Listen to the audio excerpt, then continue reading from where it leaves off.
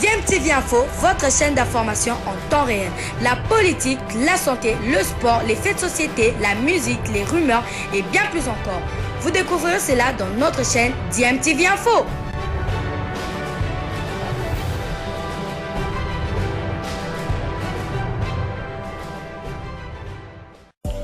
Vous êtes sur DMTV, bonjour ou bonsoir, tout dépend de l'heure à laquelle vous nous suivez. Tout plaisir est pour nous de vous retrouver, mais surtout de savoir que vous êtes nombreux en train de suivre votre chaîne YouTube DMTV. DMTV qui vous propose l'actualité, vous propose également des analyses et des réflexions sur des sujets d'actualité, sur des faits sociaux, tout simplement sur des réalités que nous observons ici chez nous en République démocratique du Congo. C'était un week-end des nuls en championnat national de la RDC, déjà la phase des playoffs. Hier à Kinshasa, l'ASEC Club a été tenu un échec par les Aigles du Congo, un but partout à l'arrivée. Et il faut signaler que Platini Pianamonzizi sur penalty permettait avec Club de rentrer dans les vestiaires avec une avance d'un but. Alors qu'on se dirigeait vers la fin de la partie, David Bella à la 83e minute, égalisé pour les Samouraïs, un but partout, score final, premier nul pour Abdeslam Wadou, entraîneur de V-Club, qui estime que le score reflète la physionomie de la rencontre. Écoutez, je pense que c'était une rencontre très âpre, très équilibrée. Je crois qu'à l'arrivée, un match nul était équitable au niveau des deux équipes. Bien sûr que de notre côté, il y a un peu de déception puisque ce match, on voulait le remporter pour l'entrée des playoffs. Mais en même temps, quand on regarde la physionomie du match, je pense qu'on n'a pas assez pesé, notamment sur notre ligne offensive, notamment sur les courses, voilà, dans la verticalité pour pouvoir mettre en difficulté cette équipe qui était très bien en place, qui défendait très bien. Ouais, effectivement, j'ai trouvé qu'on avait perdu la bataille du milieu de terrain. Mais c'est un tout. Aujourd'hui, je pense que l'équipe adverse a aussi nous a analysé. Ils sont venus nous chercher haut, ils ont pratiquement du marquage individuel sur nos milieux. On n'a jamais pu s'extirper de ce marquage-là. On a l'habitude de passer par nos milieux pour trouver les relais, pour se projeter justement vers l'avant en trouvant nos attaquants. On a eu des difficultés à trouver la profondeur puisqu'on avait souhaité exercer beaucoup de courses dans la verticalité, ce qu'on n'a pas beaucoup trouvé. Et donc cette équipe forcément a bien défendu. Elle nous a posé des problèmes. On n'a jamais su quelque part la faire courir vers son but. Mais il y a eu, je pense, pas mal de déchets techniques aussi, je pense. Il va falloir travailler sur ça.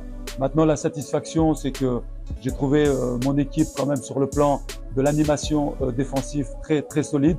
Maintenant, il nous faut nous améliorer sur cette animation offensive si vraiment on veut aller plus loin et surtout jouer les premiers rôles. Bien évidemment, c'est ce que je lui ai dit à la sortie. J'ai dit des fois, en rentrant comme ça, on n'est pas dans son assiette. Ça peut arriver. Peut-être qu'il était un peu émoussé. Peut-être que voilà, il voulait bien faire, mais ça n'a pas marché comme il souhaitait, comme l'on souhaitait. D'ailleurs, on a commencé à perdre la bataille du milieu. Il était important pour moi de pouvoir regagner cette bataille du milieu en faisant rentrer Junior et en apportant un peu plus de maîtrise. Et donc maintenant, c'est pas terminé pour lui. Au contraire, je crois qu'il a fait une très belle préparation. Aujourd'hui, ça n'a peut-être pas marché pour lui. Il y aura des autres opportunités pour qu'il puisse se montrer. Mais bien évidemment, vous savez, on joue tous les matchs pour les gagner. Aujourd'hui, même si on fait match nul, l'objectif de notre équipe, en tout cas l'objectif dans ma causerie, c'était les 3 points.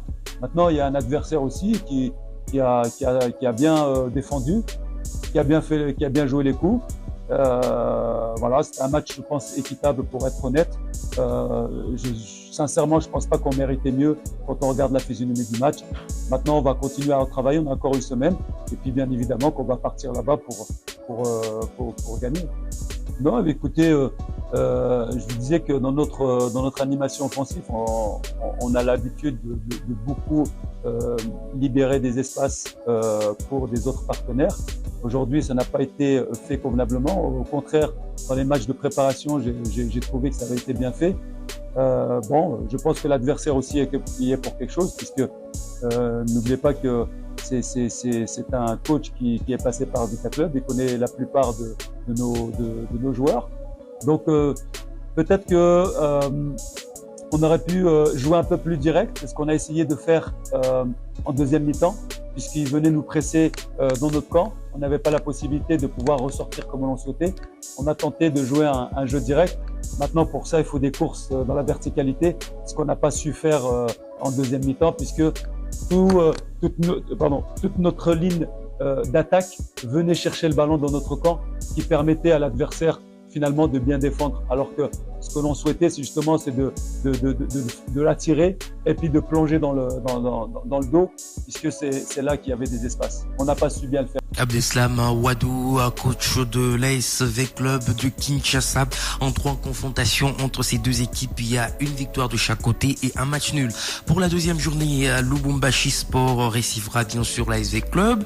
Le dimanche 10 mars, les Aigles du Congo vont recevoir le FC Saint-Éloi Lupopo, qui a été tenu en échec dans l'autre rencontre du week-end par le CES Don Bosco sur le score d'1-0. La dernière rencontre de cette première journée opposera le tout-puissant Mazembe au FC à Lubumbashi Sport le 6 mars 2024. Et dans le même registre, nous allons revenir sur la première phase du championnat qui a été très disputée en dépit de certains actes de violence à déplorer. Ces mots constituent le bilan de la phase classique de la Ligue 1 pour Maître Bosco Mwewu, président de la Ligue nationale de football. Nous allons l'écouter et le micro de Sylvie Méa. Nous avons déploré quelques actes de violence, de vandalisme de la part de certains supporters. Pour ce qui est des actes de vandalisme, nous n'allons pas tolérer cela dans la phase de play-off. Déjà, nous sommes en train de prendre des mesures qui excluent certaines personnes, qui amènent la violence, qui sont des instigateurs de violence dans les stades, à ne plus accéder dans les installations sportives.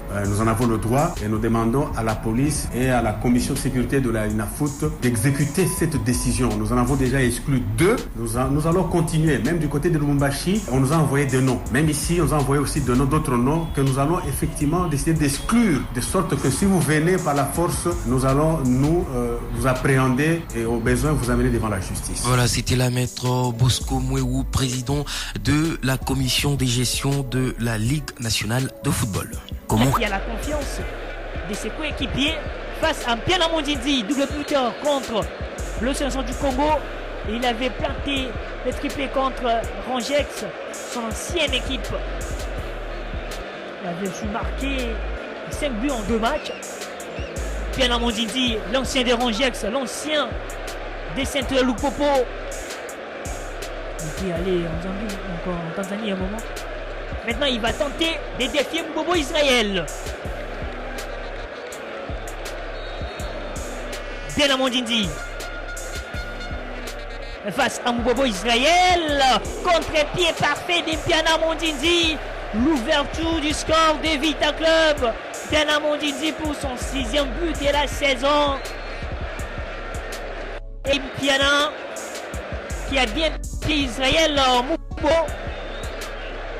C'est désormais 1 pour Vita Club et 0 pour le FC Les Aigles du Congo.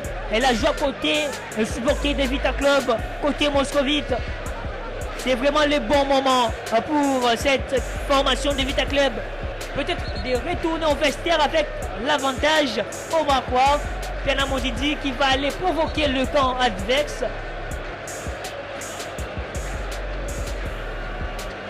Et le malheureux Mbobo qui n'est pas allé du bon côté.